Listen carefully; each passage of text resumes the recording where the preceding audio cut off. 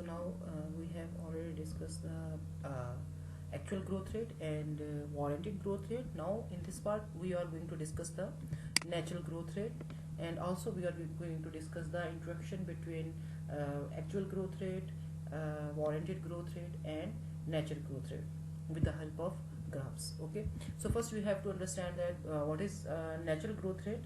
So natural growth rate basically is determined by the natural conditions. From the word natural you can get the idea that it is related to the natural factors or natural conditions. So natural conditions, for example, such as labor force is labor force depends on population growth rate, which is an exogenous variable. So if there is increase in population growth, that means there is increase in labor supply, and if there is decrease in population growth, then there is a decrease in labor force as well.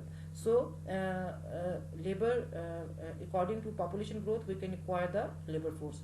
Second, technical knowledge, natural resources, capital equipment, these are all natural conditions, comes under the heading of natural conditions. Okay, these all factors, as we have already discussed, comes under natural conditions. These factors are also the main reason to limit the growth. Like right now we have the COVID-19. It also affect numerous economies around the world. Few economies hit very hard, and few have less impact as compared to the other countries, just like US, European countries, etc., etc., etc. So that's why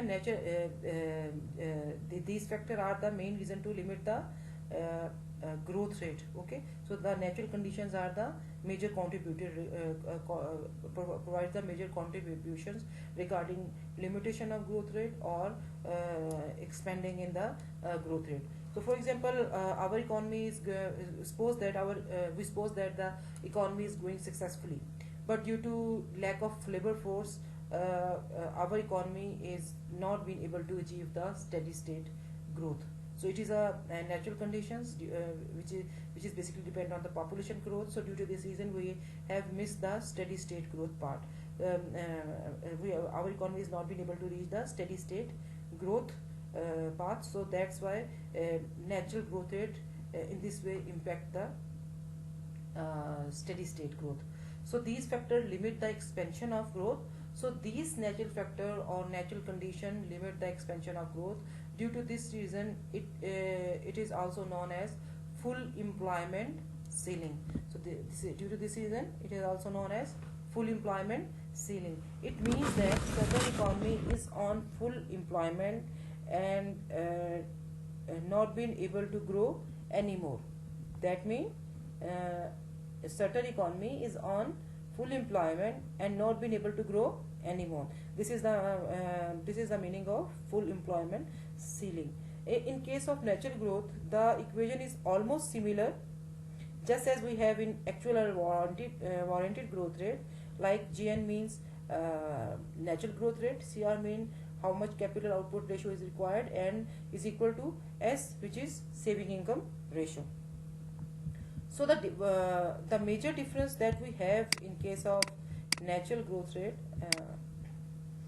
the major difference that we are going to have in case of natural growth rate is that the things are determined due to natural resources, not due to saving. In case of actual growth rate and warranted growth rate, we have discussed that these actual and warranted growth rate are basically determined due to the savings and investment, etc., etc. But here we are going to assume that the natural growth rate is basically determined due to natural resources, not due to saving.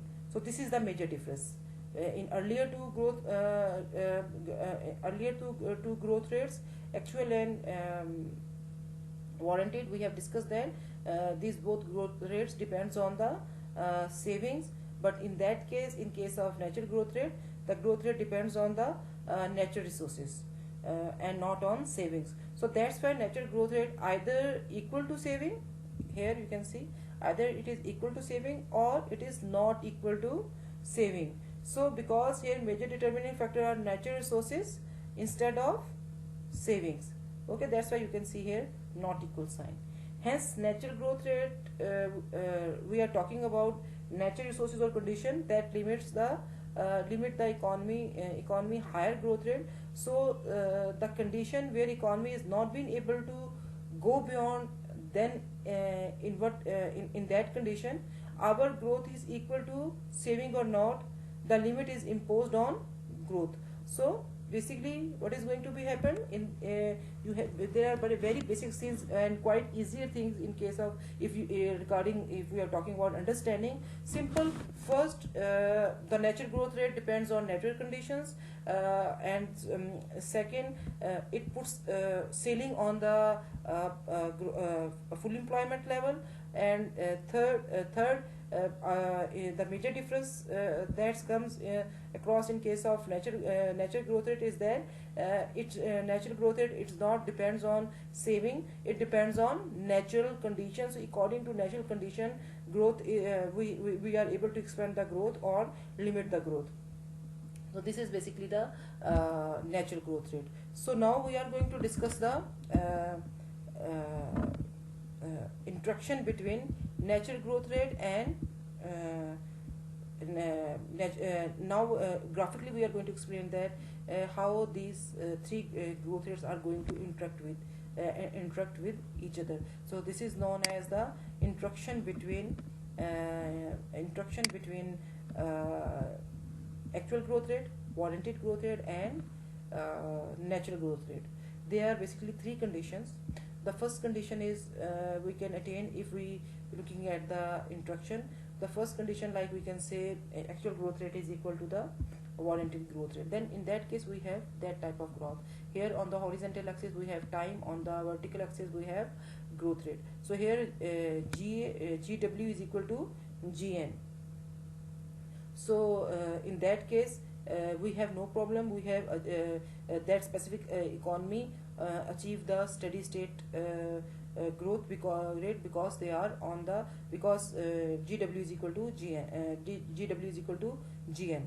So now in second condition is very important now that we are going to discuss, where basically we have discussed the two possibilities as well, where if there is disequilibrium in GW and GN, then what is going to be happen.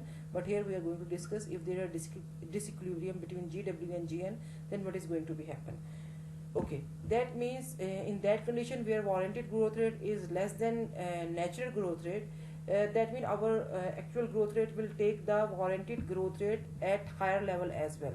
So in that case, when natural growth rate is higher than warranted growth rate, that means actual growth rate is growing, and it also take the warranted growth rate along with him, or along with actual growth rate also take the warranted growth rate. So with him itself.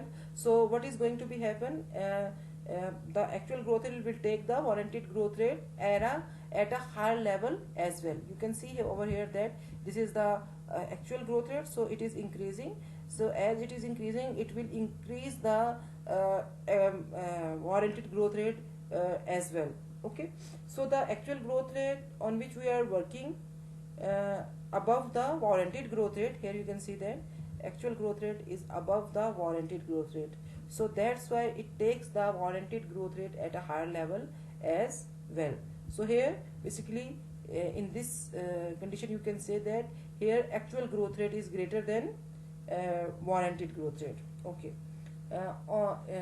The next condition, on this level our tendency comes along, on that level of growth we achieve the increasing boom, and it would working on full employment level, but it leads to higher level of inflation as well. The positive thing is that now our economy is on the economy that specific countries economies suppose that achieve the steady state path, because the level of growth are increasing. Due to this reason the economy is on boom, and it would working on full employment level. But what is going to be happen, it leads to a higher level of inflation as well. So this is the negative aspect, although the positive thing is that in economy every growth rate are increasing, economy is on boom, and and it is also working on the full employment level. The negative thing is that in case in all this process it leads to higher level of inflation. So this is the negative aspect. Okay, the third condition is that it is the next condition is opposite of this condition. So here Gn is less than Gw. In previous, Gw is greater than Gn.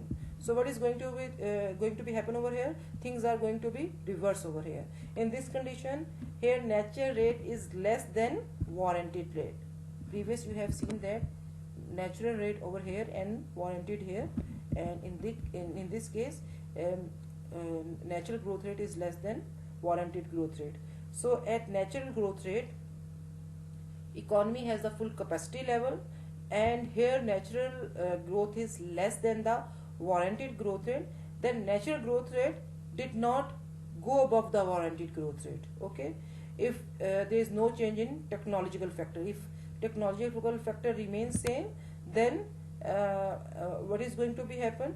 The natural growth rate did not go above the warranted growth rate if there is no change in technological factors or no technological advancement. So in this condition, GA, actual growth rate, is going to be less than warranted growth rate. So in this condition, economy may face the cumulative recession, and that recession leads to the unemployment. So in case of second condition, we have discussed that economy is on boom, and economy is on the full employment level, and it achieves the steady state path. But the negative thing in this condition is that it may lead the inflation. But in that case, in third condition, what is going to be happen?